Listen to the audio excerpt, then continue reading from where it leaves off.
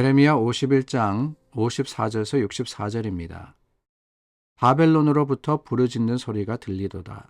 갈대아 사람의 땅에 큰 파멸의 소리가 들리도다. 이는 여호와께서 바벨론을 황폐하게 하사 그 큰 소리를 끊으심이로다. 원수는 많은 물같이 그 파도가 사나우며 그 물결은 요란한 소리를 내는도다. 곧 멸망시키는 자가 바벨론에 이르렀음이라. 그 용사들이 사로잡히고 그들의 활이 꺾이도다. 여호와는 보복의 하나님이시니 반드시 보응하시리로다.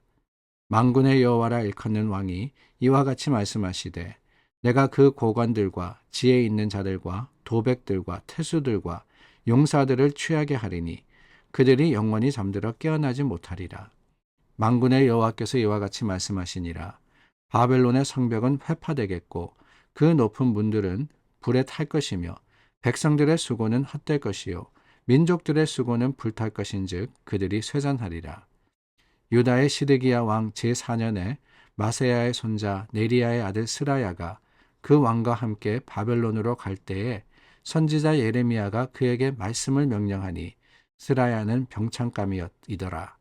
예레미야가 바벨론에 닥칠 모든 재난 곧 바벨론에 대하여 기록한 이 모든 말씀을 한 책에 기록하고 스라야에게 말하기를 너는 바벨론에 이르거든 삼가 이 모든 말씀을 읽고 말하기를 여호와여 주께서 이곳에 대하여 말씀하시기를 이 땅에 멸하여 사람이나 짐승이 거기에 살지 못하게 하고 영원한 폐허가 되리라 하셨나이다 하라 하니라.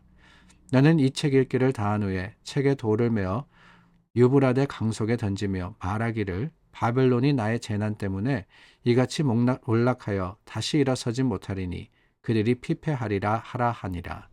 여호와의 말이 이에 끝나니라. 오늘 본문의 말씀에는 우리가 잊어버리기 쉬운, 아니 어쩌면은 일부러 잊어버리려고 하는 그런 말씀이 포함되어 있습니다. 다름이 아니라 56절 말씀입니다. 멸망시키는 자가 바벨론에 이르렀음이라. 그 용사들이 사로잡히고 그들의 활이 꺾이도다. 여호와는 보복의 하나님이시니 반드시 보응하시리로다. 하나님은 어떤 분이시라고요? 보복의 하나님이다 라고 하고 있습니다.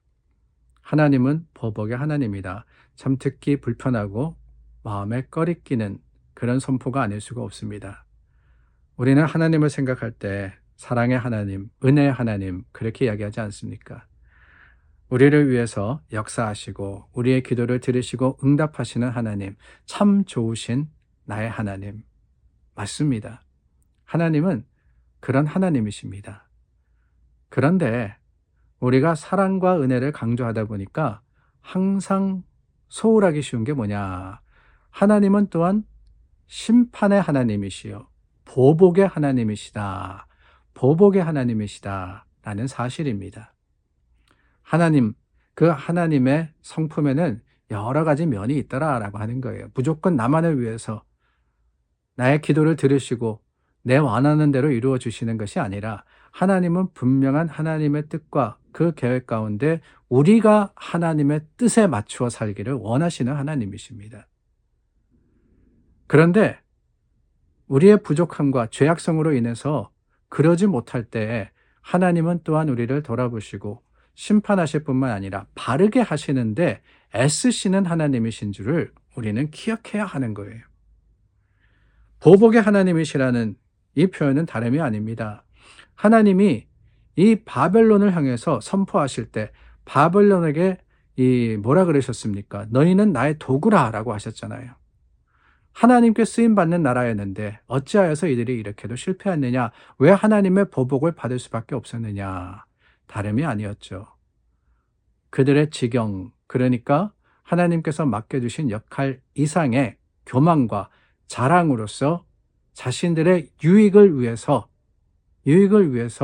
행했을 때 하나님은 그들의 잘못을 갚으시겠다라고 하시는 겁니다.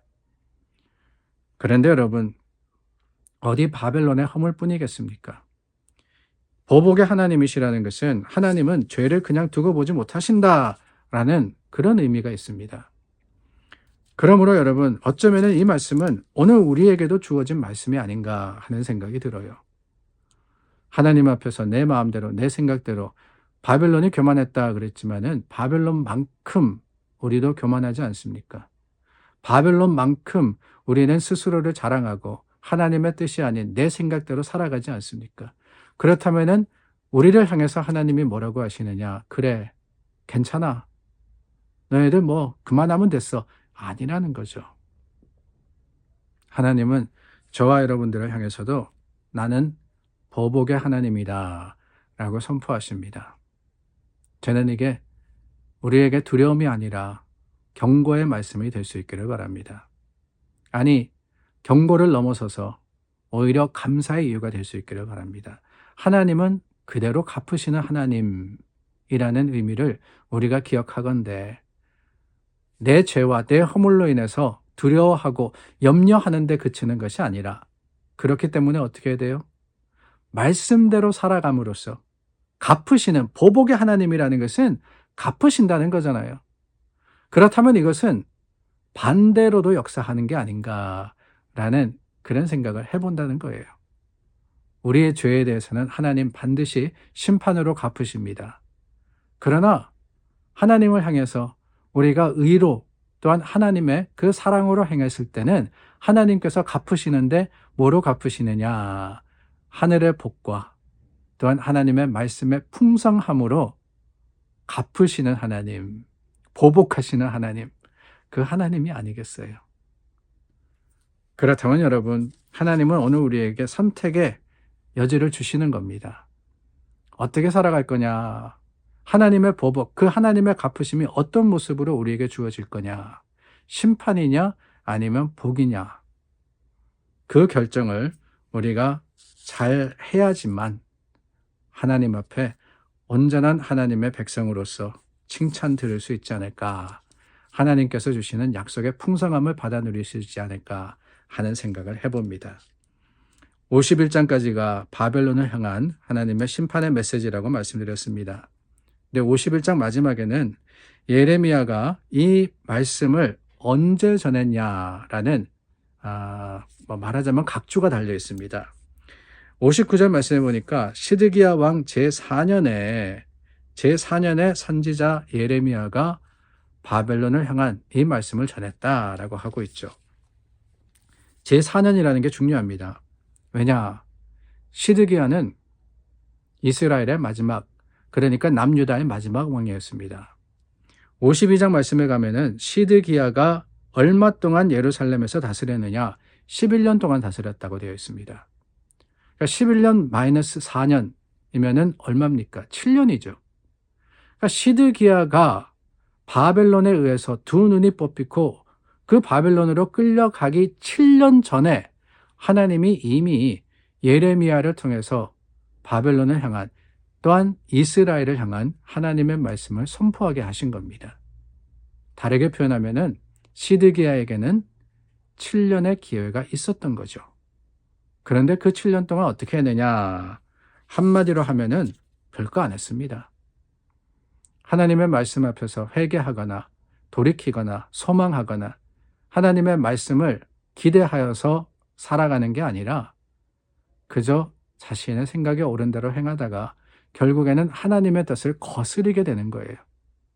반드시 바벨론을 통해서 하나님이 바벨론을 쓰시겠다 했는데 그 하나님의 계획과 섭리를 오히려 부인하고 부정하게 됩니다.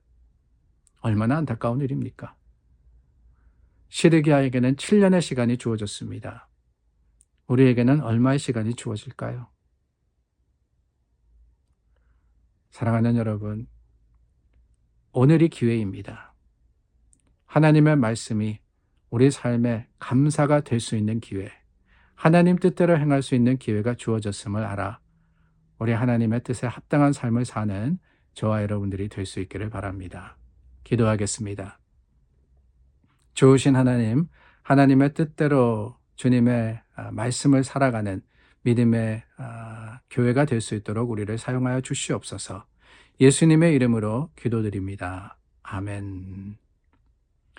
오늘도 하나님의 말씀이 우리에게는 지표가 되고 또한 하나님의 뜻에 교훈이 될 수 있기를 간절히 원합니다. 기도하겠습니다.